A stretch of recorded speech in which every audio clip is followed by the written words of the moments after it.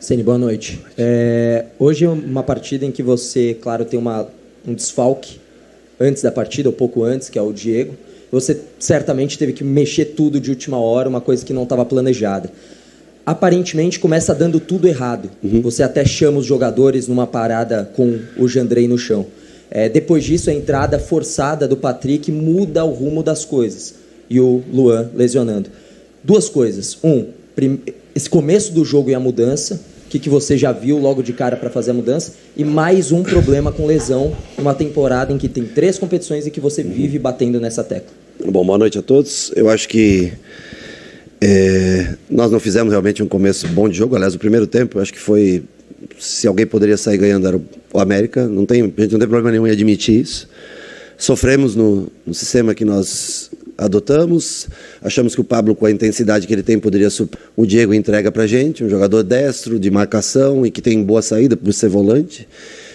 Mas não encaixamos. Achei o time um pouco cabisbaixo, acho que um pouco até cansado, muitos, do jogo na quinta-feira à noite. A mudança ela ia acontecer naquele minuto, independente da lesão ou não. Eu acho que nós não estávamos conseguindo encaixar a marcação, estava ficando dos lados, eles estavam conseguindo virar, não conseguimos encaixar a marcação atrás. Para você ver como o Diego é um jogador difícil de suprir quando ele não está. E aí nós arriscamos voltar para um sistema que nós jogávamos há 5 jogos atrás e nós somos melhores. Acho que desde a troca da entrada do Patrick nós melhoramos, sofremos menos e tivemos um pouco mais de posse, um pouco mais de oportunidade de gol, mas o América poderia tranquilamente ter vencido o jogo no primeiro tempo, até com placar mais do que um gol de diferença. Agora, nós já jogamos bem muitos jogos e tivemos chance de fazer 2, 3 no primeiro tempo e não fizemos. Então, assim, é importante que às vezes você vença mesmo não jogando bem. Nós não fizemos um bom primeiro tempo, um jogo bem razoável, mas é importante você trazer a vitória mesmo. Nós tivemos, nos últimos 4 jogos, nós empatamos jogando melhor que o adversário. E hoje o adversário foi superior a gente no primeiro tempo, mas nós saímos com os 3 pontos. É importante, num dia que você esteja mal, tentar logicamente corrigir, melhorar, mas levar 3 pontos, principalmente quando é dentro da sua casa. Rogério, tudo bem? Boa noite. Rogério, há pouco o Miranda passou ali na zona mista, a gente conversou com ele. Hoje ele fez uma partida muito boa. E a gente conversou ali rapidamente sobre a situação dele, né? Que é uma sobre coisa, o quê? sobre a situação dele, que é uma coisa diferente. Ele que é um ídolo do São Paulo, e aí começam a surgir várias coisas, de que ele vai sair, de que ele não vai sair. Aí ele joga um jogo, joga muito bem, enfim. E você conhece ele além também de como treinador, né? Sim. Como que é o dia a dia com o Miranda? Você tem uma conversa diferente com ele por ter essa intimidade maior? E qual que é a importância também de manter o Miranda, de ficar com o Miranda? Queria que você falasse sobre ele especificamente. Bom, o Miranda primeiro fez, acho que ele e Léo hoje fizeram um belíssimo jogo. O Léo fez um segundo tempo perfeito também, junto com o Miranda, acho que foram destaques do time. O Miranda é meu jogador, mas é meu amigo, meu parceiro de grandes vitórias, de grandes conquistas. Lembro que isso aconteceu em 2008, né? A última delas, tá? Nós estamos em 2022. 14 anos se passaram. O Miranda é um ótimo jogador, o comportamento dele no dia a dia, ele faz o melhor que ele pode, dentro do que ele pode. E sempre quando é requisitado, principalmente quando é para jogar numa formação com 3 zagueiros, nessa parte central, eu acho que ele vai super bem. Ele é um jogador para essa função, né? Hoje até, durante 60 minutos, ele exerceu uma linha de 4 e foi bem também na linha de 4. Talvez não consiga jogar todos os jogos, como jogava antigamente, mas é um jogador importante que eu sei que todo mundo quer jogar, todo mundo quer estar dentro de campo. Ele teve nos últimos 3 jogos. Tem coisas boas que ele fez e vai estar com a gente. Eu tenho contrato até dezembro, igual ele. Então, assim, eu não sei o que vai acontecer. Aí é uma questão, o clube tem que ver, porque a minha projeção é até dezembro. É a mesma data do contrato dele, do Reinaldo, do Éder, de tantos outros jogadores. E aí, para a programação do próximo ano, o clube vai ter que decidir, né? Eu acho que ele tem capacidade, tem inteligência para jogar o jogo, mesmo já não sendo mais um garoto. Mas eu acho que ele é extremamente útil para a gente. Rogério, durante aqueles 30 primeiros minutos do primeiro tempo, pelo menos a gente na transmissão conseguiu reparar que alguns encaixes do São Paulo não estavam muito longos, assim. Então o Pablo Maia estava tendo que sair demais da defesa para acompanhar, se não me engano, o Felipe Azevedo, o Everaldo pelo outro lado também com o Léo. E aí, eu imagino que você, durante a semana, os dias anteriores, você deve ter imaginado uma estratégia e que naqueles 30 primeiros minutos não deram certo. E aí quero que você entenda até a minha pergunta. Foi mais um problema de execução da ideia ou, de fato, o América Mineiro conseguiu extrapolar o que você imaginava que poderia dar certo naquele início de jogo? Eu acho que o América é um bom time, é um time competitivo e bem treinado. Você pode ver o Mancini, onde ele passa, ele faz bons trabalhos, tá? Ou seja, ele tem capacidade, essa é a primeira coisa. Ele foi para o Grêmio, nesse mesmo América, no ano passado, ele fez esse América subir. Então, eles têm um bom treinador do outro lado. Tem uma equipe que tem 24 horas a mais de intervalo entre um jogo e outro. É a segunda diferença. Uma equipe já bem entrosada, né? Nós tentamos fazer a formação, o Pablo era para estar próximo do Felipe Azevedo. Na maioria dos encaixes foi ao contrário. Ele demorou para chegar e no jogo, no corpo, ele tomou bola nas costas 2 vezes no jogo. Nós tivemos que fazer uma adaptação de ontem para hoje, porque o Arboleda não está. Eu só tenho o Luizão, que é canhoto, e eu achei que ele ficaria... O Beraldo tem mais adaptação da base, jogar pelo lado direito, o Luizão é mais centro para a esquerda. Eu achei que ele ficaria muito torto para começar com ele como terceiro zagueiro. Não queria desmontar um sistema que vem, se não dando certo em resultados, mas vem em qualidade de jogo dando certo. Mas nós não conseguimos com o Pablo ter a mesma qualidade que com o Diego. E o Luan estava, acho que... o Luan, ele não está ainda pronto, sabe? E aí... Ele fez bons 60 minutos contra o Curitiba, mas ele jogou muito solto contra o Curitiba. Hoje ele jogou mais pressionado. E o Juninho, foi o Tony Anderson que jogou lá, né? Tony Anderson é uma referência, joga com menos movimentação. O Juninho já é um jogador muito intenso para ele acompanhar. Então, nós não conseguimos... Dentro do pensamento, as coisas tinham que acontecer de uma maneira. Nestor encaixando mais com o primeiro volante, seja ele o Cal, seja ele o Ale, que gosta para descer muito para jogar. Luan já esperando mais o Juninho, e o Neves já encontrando mais, seja Ale ou seja o Cal, quando o Ale desce, pelo lado direito. Muitas vezes o Neves atravessou, o Luan não conseguiu acompanhar o Juninho, eles tiveram um balanço bom de lado a lado, né? Os nossos laterais demorando um pouquinho para chegar. Então eles foram superiores a gente, e eu até imaginei. São muitas ausências. Nós não... às vezes as pessoas levam a mal o que eu falo. Sou muito grato pelos atletas que eu tenho. Eles desempenham o melhor deles. Eu falei hoje, nós não jogamos tão bem quanto outros jogos, fomos inferiores ao adversário e vencemos. Mas o futebol tem disso no futebol. Agora, eles entregaram o melhor que eles podiam dentro das condições que têm. Nós temos muitas ausências de meio campo, jogadores que são importantes para a gente. Hoje, 3 jogadores, vou te citar, que são, assim, Sara, Igor, Alisson. Então, assim... aí na zaga você pensa 3 zagueiros, mas daí não tem o Diego. Então você vai cobrindo uma coisa e descobrindo outra. Aí nas alterações você vê, o Rigoni tem que fazer uma função mais de meio campo. O Patrick entra para fazer essa função do outro lado, mas o Nestor já vem de 90 minutos no último jogo, cansa um pouco. O Colorado não tinha gás para jogar mais do que os 20 minutos que ele jogou. Ele já ficou cansado ao fim desses 20 minutos. Então assim... todo mundo quer que você ganhe o próximo jogo, mas tem que analisar. Nós não temos quando a gente precisa de uma velocidade, hoje o Rigoni entrou bem, até competiu bem, defensivamente ajudou bastante, ofensivamente pecou em algumas coisas, mas nós temos limites, é isso que as pessoas têm que entender. Agora, o time entrega tudo que pode, nem sempre consegue vencer, nem sempre consegue o melhor resultado, mas dentro do que tem, entrega tudo que pode. Luan não está 100%, Colorado voltando de lesão, Alisson fora, Sara fora, Igor fora. A gente fez o melhor que a gente podia no jogo de hoje, abaixo do que as pessoas imaginavam, abaixo até mesmo do que a gente imaginava. De positivo fica o comprometimento, a entrega de todos e a vitória. Esse é o que fica para hoje. Rogério, boa noite. Só para tirar uma dúvida, seria o Luan mesmo que sairia para a entrada do Patrick? Sim. Você falou da alteração. Sim. Em cima do Luan, dá para perceber que você lamenta muito quando você fala da situação do Luan. E era até algo que eu já estava pensando em comentar, mas antes mesmo dessa, né, do Luan sentir, enfim, vai fazer exames amanhã. Então eu queria saber como é que é a tua relação com ele nessa tentativa de recuperar o jogador, porque você, mais do que ninguém, sabe como é difícil para o jogador que está vindo de uma lesão grave tentar voltar à sua melhor performance. Então, como é que é a sua relação com ele? Olha, eu tenho uma relação boa com os mais jovens, com os mais velhos. Eu tento sempre estar próximo deles nas concentrações, conversar. Tento que mude um pouco, todo mundo saia do celular e converse nas mesas, jantar, almoço, café da manhã eu nunca vou, porque eu estou sempre dormindo até... O único dia que eu posso dormir até um pouquinho mais tarde é o dia da concentração. Mas o que eu vejo no Luan é o seguinte, ele tem que... Ele vem se esforçando, mas ele precisa primeiro cuidar da parte física. O que é difícil se você não dá a bola para o cara, tá entendendo? Mas ele vai ter que fazer um trabalho muito direcionado à parte física primeiro, e isso requer muita força de vontade e abrir mão de muitas outras coisas. Isso, infelizmente, é necessário para quem teve uma lesão grave, né, para quem sente um pouco de dificuldade para entrar em condições plenas de jogo.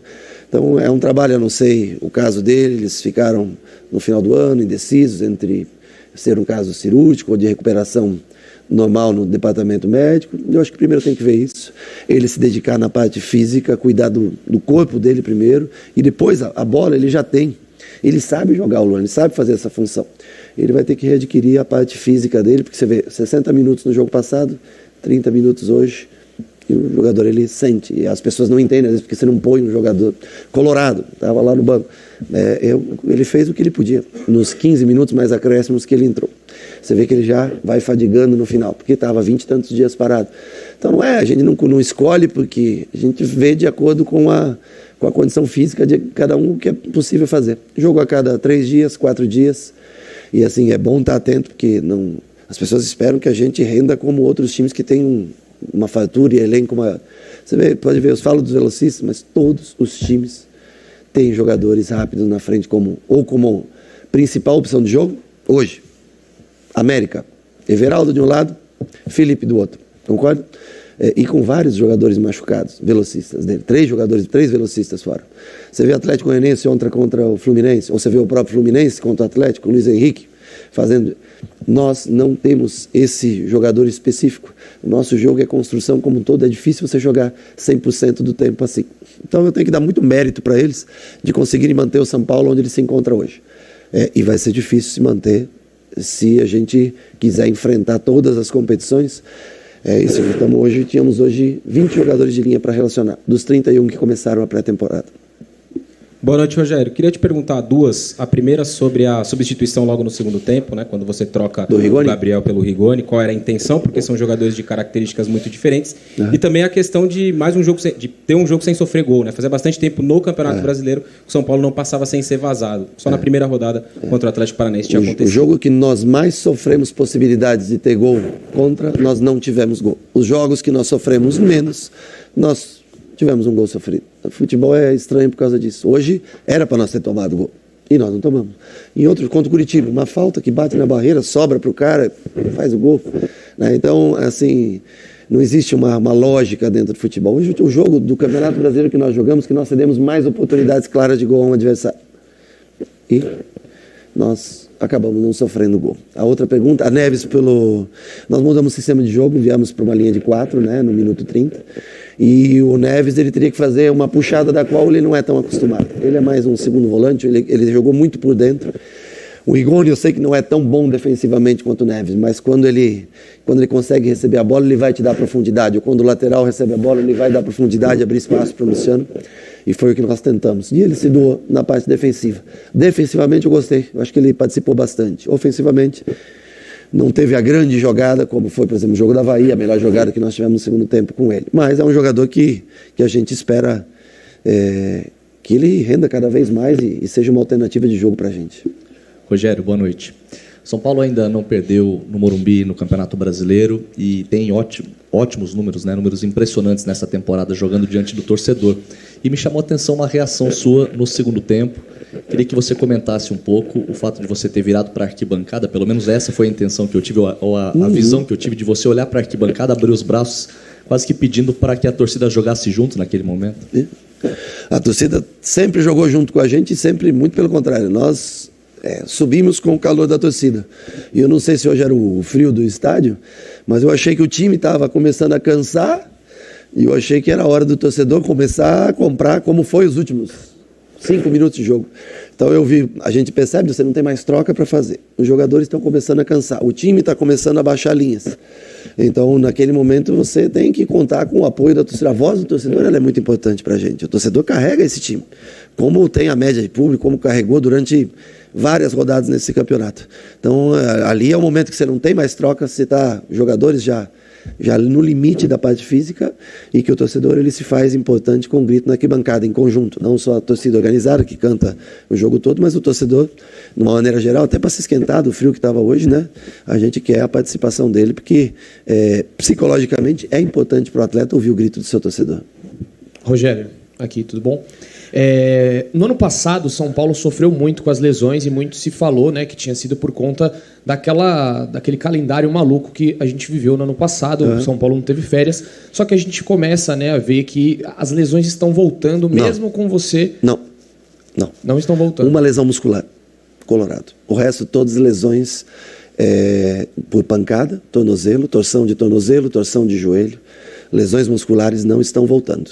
O Luan teve uma lesão no ano passado que eu acho que é uma lesão muito séria e que é difícil. Única lesão muscular. O Diego Costa, doutor? Não, o Diego Costa, prevenção. Nós contratamos um cara de ultrassom, Dr. Alexandre, que é um cara que faz para vários clubes, é o melhor cara que eu conheci na minha carreira de ultrassom.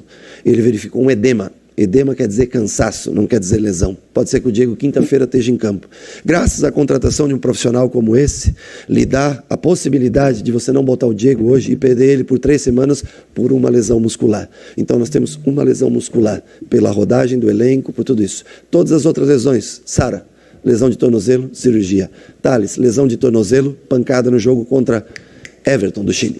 Ok? Alisson, torção, joelho. Quem mais? Tem mais um. Nicão, lesão de tornozelo.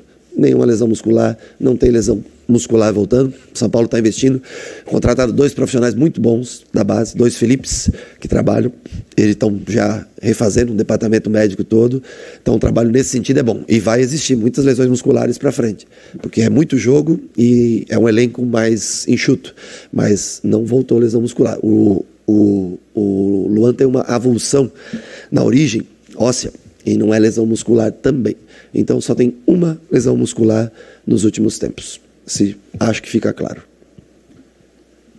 Boa noite, Rogério. Ainda falando sobre o Luan, o seu feeling por ter jogado tantos anos, você acredita que essa lesão ela é para uma recuperação mais dependente de uma cirurgia? Meu feeling não vai tão longe assim, cara. Meu feeling não estudou medicina. Porque chegou a ser cogitado isso no início, quando ele sofreu essa lesão. Se fazia um tratamento... Não, mas aí meu feeling não chega tanto. Meu feeling, parece que eu tenha jogado, aí essa é uma pergunta a ser feita. Só para aproveitar também, Rogério, você citou dos desfalques, o São Paulo está chegando numa altura da temporada muito importante, com jogos decisivos, incluindo uma, entre aspas, revanche contra o Palmeiras, depois da final do Paulistão.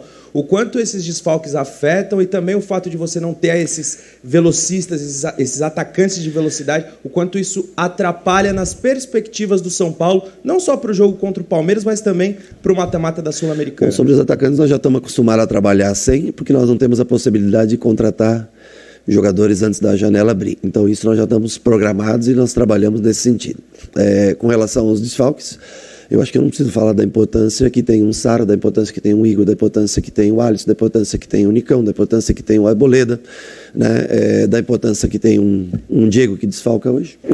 Eu estou te falando da base de um time que jogou muitas vezes a maioria dos jogos aqui. Então são todos titulares, jogadores que ou entram na maioria dos jogos, tem 70%, 80% de participação em jogos. Por si só, eu acho que a ausência deles, vocês viram hoje, nós infelizmente não fizemos nós poderíamos, se tivéssemos esses jogadores, também poderíamos ter um rendimento melhor, trocas que fossem talvez, ou começo de jogo, mudar a maneira de jogar, jogadores com maior intensidade. Nós estamos fazendo aqui o que é possível, todos os jogadores, nossa comissão técnica analisando sempre jogos, tudo, e nós estamos tentando fazer o melhor pelo clube, cara, dentro das nossas condições. Eu acho que tem sido um bom trabalho. Rogério, boa noite.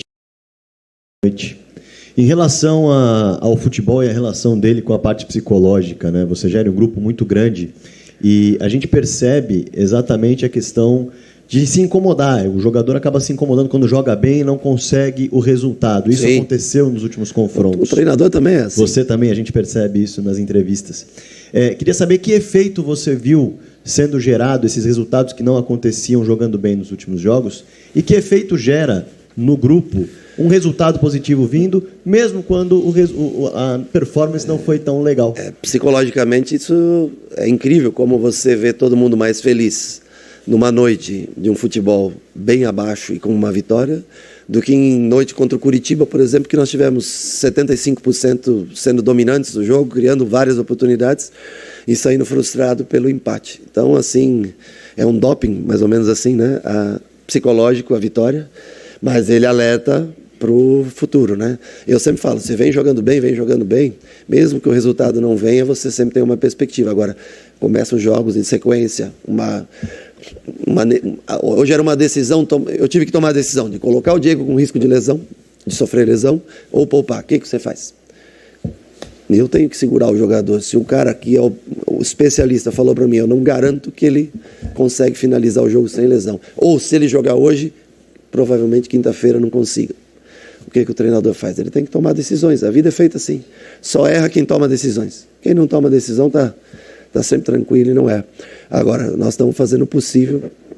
Assim, gera desconforto, crítica do torcedor, como se tivesse o melhor time do mundo. Como se tivesse, sim, obrigação de vencer todos os jogos. Gera críticas, gera vaias às vezes, gera frustração, né? Agora, eu acho que tem que fazer uma análise do que nós temos em mãos e do que a gente consegue apresentar em termos de resultado. São Paulo há 15 jogos não perde, eu sei que são muitos empates. 15? São muitos empates. Gostaríamos, e acho que tivemos hoje não, mas tivemos outras possibilidades de ter mais vitórias do que empates, e não conseguimos. O São Paulo às vezes cai de rendimento, mas será que você tem a peça certa para fazer a troca naquele determinado momento? Ou será que muitas vezes se faz a troca pelo cansaço? Você põe um jogador que você gostaria de ter um cara mais rápido para puxar o contra-ataque, mas põe um cara que não é daquela função, mas é um cara mais técnico, o Patrick, segura a bola, prende mais a bola. Às vezes você poderia ter um cara para... Então, assim, vamos fazer uma análise. Eu digo, o elenco é bom de se trabalhar, são caras trabalhadores, bom de se lidar no dia a dia, não tenho zero reclamação. Agora, algumas peças, eu não quero tirar ninguém, mas algum tipo de jogador falta pra gente, né? Hoje, o Diego não jogou. Nós poderíamos ter um zagueiro parecido com característica do Diego, como é o Léo, por exemplo, do lado esquerdo. Né? Miranda e Arboleda no centro, jogam tranquilamente, qualquer um dos dois não incomoda zero pra gente. Mas é que essas funções cansam muito, eles pegam muito individualmente jogador, parte física deles. O Léo também está no limite, pendurado os dois com 2 cartões ainda. Aí você fala umas coisas que você vai poupar contra o Botafogo, para ter contra o Palmeiras, porque é um clássico, ou não. Você vai com tudo contra o Botafogo e pode estar sujeito a perder 2 jogadores por cartão e não ter alternativa para suprir a ausência com uma característica parecida do sistema de jogo. Tudo isso passa pela cabeça de um treinador, tudo isso a gente remoe, né, pensa todos os dias. Boa noite, Rogério. Matheus Poggioli, do Bate-Fundo Esportivo. Após a saída do Marquinhos, como você também já citou, o São Paulo carece de velocistas. E eu queria saber de você como tem sido essa adaptação para que consiga suprir a ausência das velocidades pelos lados. Caio é a nossa alternativa, um garoto de 17 anos, que para mim ainda poderia fazer mais um ano de base para estar aqui no profissional, se desenvolver mais. É um ótimo jogador. Eu acho que tem um brilhante futuro pela frente, mas ainda é um pouquinho cedo, ele não está pronto, mas eu acho que passa a ser uma alternativa dentro do que nós temos. Rigoni, eu acho que é um jogador, não é um velocista, mas é um jogador mais rápido, condução, são as nossas alternativas. O Toró tem que compreender um pouquinho mais a parte tática para também ter mais oportunidades, né? Ele tem que entender um pouco mais do jogo, como funciona, assim como nós estamos tentando fazer com o André. Tentar fazer com que ele tem talento, mas ele tem que cumprir parte tática. O jogador entra com uma determinada função defensiva. Ofensivamente, tem liberdade. Defensivamente, ele tem que entregar algo para a gente. E é assim que a gente espera. E o Caio está na sub-20, né? Hoje nós optamos pelo Rigoni no segundo tempo para fazer um lado, para ter um pouco mais de velocidade, ser um pouco mais rápido. Encerramos então com o técnico Rogério Ceni. Obrigado a todos. Boa noite.